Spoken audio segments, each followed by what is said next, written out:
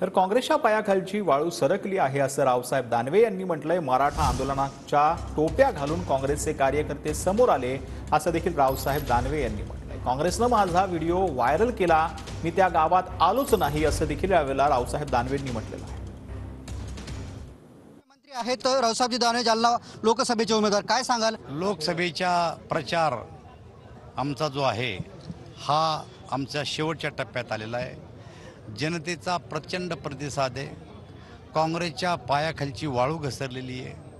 काँग्रेस नको ते कृत्य करत आहे। या गावात मी आज आलो, निवडणूक जाहीर झाल्याच्या नंतर मधल्या काळामध्ये एक त्यांनी व्हिडिओ प्रसारित केला की रावसाहेब दानवेला इथून आंदोलकांनी हाकललं। मी या गावातच आलो नाही पिंपरी राजाला, तेव्हा हाकलण्याचा प्रश्नच नव्हता।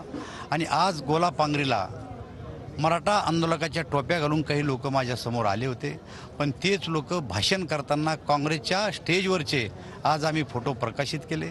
मला असं वाटतं की सोंग घेऊन मराठा आंदोलकाचं नाव घेऊन काँग्रेसच्या कार्यकर्त्यांनी असं करणं हे मराठा आंदोलकांनी सुद्धा लक्षात घेतलं पाहिजे। आणि त्यामुळं प्रचारामध्ये आम्ही आघाडी घेतलेली आहे आणि त्यांच्या पायाखालची वाळू घसरली आहे।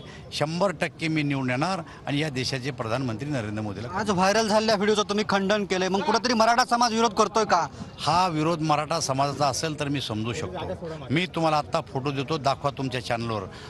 हे बघा, हा काँग्रेस, ऐका, हा काँग्रेसच्या याच्यावर दिसून राहिला तुम्हाला, हा, आणि हा टोपी घालून माझ्या पुढे आडवा येऊ राहिला। आजचाच व्हिडिओ हा दाखवा, मग जी गोष्ट खरी ती दाखवायला काय हरकत तुम्हाला? हे बघा लांबून पहा, हे चित्र बघा तुम्ही। याचा अर्थ हे लोक स्वतः टोप्या घालू राहिले आणि काँग्रेसच्या भाजपच्यात गोंधळ घालू राहिले। माणसं माझ्याजवळ सुद्धा आहेत, पण मला तसं करायचं नाही, लक्षात घ्या। TV9 मराठी, राजा, पिंपरी रामापूर, संभाजीनगर।